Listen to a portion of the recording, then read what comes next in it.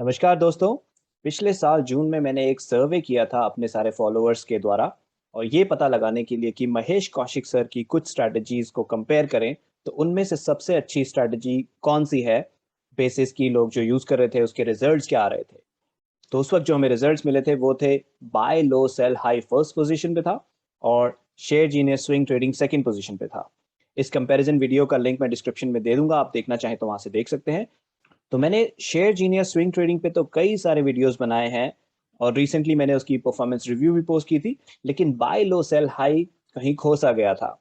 लेकिन आज का दिन मैं बाय लो सेल हाई को डेडिकेट करते हुए उन लोगों के लिए जो बाय लो सेल हाई को और अच्छे से स्टडी करना चाहते हैं उनके लिए लेकर आया हूं एक बैक टेस्टिंग शीट और इंडिकेटर जो वो लगा सकते हैं ट्रेडिंग व्यू पे बाय लो सेल हाई को रीड करने के लिए। बाय लो सेल हाई स्ट्रेटजी क्या है वो आप मेरे वीडियो में देख सकते हैं, उसका लिंक भी मैं डिस्क्रिप्शन में दे दूंगा। लेकिन क्विकली आपको बता दूं, जो लोग नए हैं जो नहीं जानते, बाय लो सेल हाई में क्या होता है, हम 25 डेज का लो ट्रैक करते हैं और जब शेयर 25 डे लो पर गिर जाए और वहां से वो 5% उठे तो हम उसे परचेज करते हैं और उसके बाद 5% का टारगेट रखते हैं, प्रॉफिट टारगेट। ठीक है, ये है बाय लो सेल हाई सिंपल वर्ड्स में। पूरा डिटेल्स के लिए आप मेरे वीडियो देख सकते हैं, पिछला वाला डिस्क्रिप्शन में मैं लिंक दे दूंगा आपको। तो इस स्ट्रेटजी को अगर आप ट्रेडिंग व्यू पे देखना चाहें, किसी चार्ट पे देखना चाहें कि हिस्टोरिकली किसी शेयर में कैसा रहा बाय लो सेल हाई का परफॉर्मेंस, मैं वो आपको दिखाता हूं। तो ये मैंने स्टेट बैंक ऑफ इंडिया का चार्ट खोला हुआ है और ये जो आप लाइंस देख रहे हैं रेड ब्लू एंड ग्रीन, ये बाय लो सेल हाई इंडिकेटर लाइन है। तो रेड लाइन है 25 डे लो की लाइन। जहां जहां शेयर ने 25 डे लो टच किया वहां पे आप उस कैंडल को, उस लाइन को टच करते हुए देखेंगे। जहां उसने वो ब्लू लाइन पार करी यानी वो 25 डे लो से 5% उठ गया यानी वहां हम उसे परचेस करते हैं। और जहां उसने ग्रीन लाइन पार करी यानी कि प्रॉफिट टारगेट मीट हो गया। तो इस इंडिकेटर की मदद से आप हिस्टोरिकली देख सकते हैं कि कहां कहां पे किसी शेयर ने बाय लो सेल हाई को किस तरह परफॉर्मेंस दी है उस स्ट्रेटजी में अगर हमने परचेस किए होते। ठीक है, आप किसी और स्टॉक का यहाँ पे देखना चाहें, फॉर एग्जांपल रिलायंस।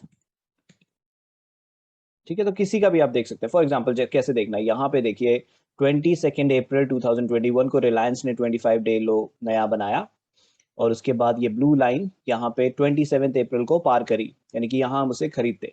और उसके बाद 28 मई को उसने टारगेट मीट कर लिया 5% का, उसके ऊपर भी गया लेकिन हम 5% के टारगेट पे क्लोज कर देते हैं अपना ट्रेड। और उसके बाद नेक्स्ट सिग्नल का वेट करते हैं। और सिग्नल हमें कहाँ मिलते हैं, वो मिलते हैं हमें गूगल शीट में जो मैंने आपके लिए बनाई है। तो उसी गूगल शीट में मैंने आपके लिए अब ऐड कर दिया है बैक टेस्टिंग शीट भी। कई लोग मुझसे पूछ रहे थे सर बाय लो सेल हाई को कैसे बैक टेस्ट कर सकते हैं, उसके लिए कोई शीट है। उस वक्त मेरे पास नहीं थी लेकिन अब मैंने बना दी है। तो जो ऑलरेडी एग्जिस्टिंग शीट है उसी में मैंने ऐड कर दिया है नीचे बैक टेस्ट BLSH। यहाँ पे आपको क्या करना है, जो येलो वाले सेल्स हैं, ठीक है, stock, start date, end date, profit target percent, यहाँ सब एंट्री करनी है। फॉर एग्जाम्पल यहाँ इन्फोसिस का मैंने डाला हुआ है स्टॉक कोड, इस NSE कोड को आपको यहाँ डालना है। स्टार्ट डेट है जब से आप ट्रैक करना स्टार्ट करना चाहते हैं, एक्चुअल स्टार्ट डेट ऑटोमेटिकली आएगी, इसे आपको नहीं फिल करना है। एंड डेट है जब तक आप ट्रैक करना चाहते हैं।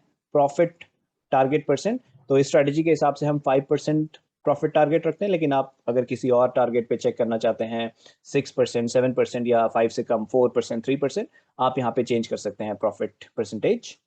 पर ट्रांजैक्शन अमाउंट, एक बार जब आप बाय लो सेल हाई में परचेज करते हैं कितना अमाउंट इन्वेस्ट करना चाहेंगे वो अमाउंट यहाँ डाल सकते हैं। और सेकंड बाय, तो जैसे कि हमने एक बार बाय किया लेकिन टारगेट नहीं आया और फिर स्टॉक नीचे गिर गया और नया 25 डे लो टच करके आता है, उसके बाद हम जब दोबारा परचेज करते हैं तो उसे एवरेजिंग कहते हैं। तो सेकंड बाय की एवरेजिंग कितने परसेंटेज पे गिरने के बाद आप करना चाहते हैं वो यहाँ डाल सकते हैं। मैंने यहाँ 5% डाला है और थर्ड बाय के लिए मैंने 10% डाला है। जब वो अपने एवरेज प्राइस से 5% गिर जाएगा तो सेकंड बाय होगा। ऑफकोर्स वो क्राइटेरिया 25 डे लो से 5% ऊपर होना चाहिए, वो क्राइटेरिया तो है ही है। उसके अलावा वो अपने एवरेज बाय से 5% नीचे भी होना चाहिए, ये एडिशनल क्राइटेरिया है, तो ही हम बाय करेंगे। और थर्ड बाय करेंगे जब वो 10% गिरा हुआ हो। तो जब आप ये डालेंगे, अभी ये गूगल दिखा नहीं रहा है डेटा, तो मैं जस्ट रिफ्रेश करता हूँ इसको। कई बार गूगल के सर्वर बिजी होते हैं, वो डेटा नहीं दिखाते। तो यहाँ पे इन्फोसिस का सारा प्रीवियस डेटा आ गया, गूगल फाइनेंस का मैंने फॉर्मूला लगा रखा है। ठीक है, तो नीचे आपको कोई फॉर्मूलाज कुछ छेड़छाड़ नहीं करनी है, ऊपर ही सारा डेटा डालना है जो मैंने अभी बताया जहाँ येलो कलर मार्क्ड है।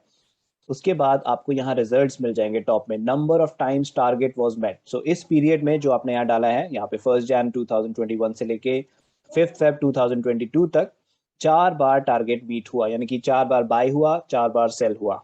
और मिनिमम डेज कितने मिनिमम लगे, 13 डेज में टारगेट मीट हुआ। ठीक है, आप नीचे स्क्रॉल करके देख भी सकते हैं कहाँ पे बाय हुआ और कहाँ पे वो सेल हुआ। ठीक है, तो सारे आपको यहाँ पे डेटा दिख जाएंगे। और मैंने ये सारी ट्रैकिंग क्लोज प्राइस की बेसिस पे की है, यानी कि जब जब वो 25 डे लो से 5% ऊपर क्लोज हुआ तभी यहाँ पे बाय हुआ है। तो मैंने क्लोजिंग प्राइस इसलिए यूज किया है क्योंकि जब भी हम क्लोजिंग प्राइस आने पर किसी इंडिकेटर में, किसी ट्रिगर प्राइस में बाय करते हैं तो हमारे फॉल्स ट्रिगर्स में फंसने का चांस बहुत कम हो जाता है। ओके, तो आप यहाँ पे फर्स्ट बाय, सेकंड बाय अगर हुआ है वो सब देख पाएंगे, और थर्ड बाय तक हो गया, फोर्थ बाय के लिए स्टॉप एवरेजिंग आ जाएगा, यानी कि 3 बाय हो गए उसके बाद ये और बाय नहीं करेगी शीट, लिखा हुआ आ जाएगा जहाँ पे यहाँ 2 लिखा हुआ आ रहा है वहां पे आ जाएगा स्टॉप एवरेजिंग। ओके, ऑलराइट, तो ऊपर के रिजल्ट्स देखते हैं। Number of times target was met, कितनी बार हमने टारगेट मीट किए, 4 बार। Minimum days taken to achieve target 13 days. Maximum days taken to achieve target, कितना मैक्सिमम टाइम लगा, तो 4 बार टारगेट मीट हुए, उसमें से जो मैक्सिमम टाइम टारगेट मीट होने में लगा वो था 28 डेज। ये जो डेज आ रहे हैं ऊपर ये ट्रेडिंग डेज हैं। मैक्स इन्वेस्टेड अमाउंट, तो कितना हमारा अमाउंट इन्वेस्ट होता पर ट्रांजैक्शन, हम 10,000 कर रहे थे और क्योंकि इसमें 2 ही बार हुआ होगा और 10,000 से कम लगे तो 17,000 मैक्स इन्वेस्टेड अमाउंट हुआ हमारा, और टोटल प्रॉफिट हमने बुक किया 2723। तो ये इन्फोसिस का रिजल्ट था इस पीरियड के लिए। अगर आप किसी और स्टॉक को चेक करना चाहें वहां पे आप कोड डाल सकते हैं उस स्टॉक का, आप फिर डेट डाल सकते हैं, से मैं 1 जैन 2020 से टेस्ट करना चाहता हूँ वो डालूंगा यहाँ पे, और थोड़ा वेट करना होगा डेटा पॉपुलेट होने के लिए, और फिर आप बाकी क्राइटेरिया चेंज कर सकते हैं आप चाहें तो, और फिर आपको ये बता देगा कि कितनी बार टारगेट मीट हुआ, मिनिमम मैक्सिमम सारा डेटा ऊपर आपको दिख जाएगा। ऑलराइट दोस्तों, तो इस तरह से आप कोई भी स्टॉक किसी भी पीरियड के लिए टेस्ट कर सकते हैं और जान सकते हैं कि उसमें क्या रिजल्ट आए होते, ताकि आपको आइडिया हो जाए कि बाय लो सेल हाई आप यूज करना चाहेंगे या नहीं करना चाहेंगे। क्योंकि मैं सिंपली बोल दूं कि ये बहुत अच्छी स्ट्रेटेजी है, will not make sense unless you have tested it yourself. तो अपने आप बैक टेस्ट कीजिए, अलग अलग स्टॉक्स में कीजिए, अलग अलग पीरियड में कीजिए, और फिर समझिए कि ये कैसे चल, और साथ में वो चार्ट भी देखिए जो मैंने आपको यहाँ पे इंडिकेटर दिया है ट्रेडिंग व्यू पे, क्योंकि इससे आपको और ये भी समझ में आएगा कि स्टॉक ऊपर गिरा कब नीचे गिरा, क्योंकि वो गूगल शीट में ठीक से दिखता नहीं है, विजुअली आप नहीं देख सकते। लेकिन फॉर एग्जाम्पल यहाँ पे रिलायंस का खुला हुआ है, यहाँ पे ये परचेज आया, लेकिन उसके बाद देखिए टारगेट मीट होने से पहले नीचे गिर गया, लेकिन कुछ दिन बाद टारगेट आ गया। तो इस तरह की चीजें रियल ट्रेड्स में आपको दिखेंगी। वो चीज देखने के लिए, थोड़ा फील करने के लिए आप ये चार्ट्स की मदद ले सकते हैं, इसलिए ये इंडिकेटर मैंने आपके लिए बनाया है। और इस इंडिकेटर के लिए मैं अतुल खारादी जी को बहुत बहुत धन्यवाद कहना चाहूंगा, जो मेरे टेलीग्राम के एक बहुत ही प्रोमिनेंट मेंबर है। वो काफी सारे इन टेक्निकल चीजों में मेरी हेल्प करते हैं, तो थैंक यू अतुल जी इसमें भी हेल्प करने के लिए। तो दोस्तों, यूज कीजिए इस इंडिकेटर को और यूज कीजिए गूगल शीट की बैक टेस्टिंग को, और अगर आपको कोई डाउट है, कोई क्वेश्चन है, please feel free to add in comment, और मुझे खुशी होगी आपके सवालों के जवाब देने की। थैंक यू दोस्तों, फिर मिलूंगा आपसे अगले वीडियो में। Bye bye.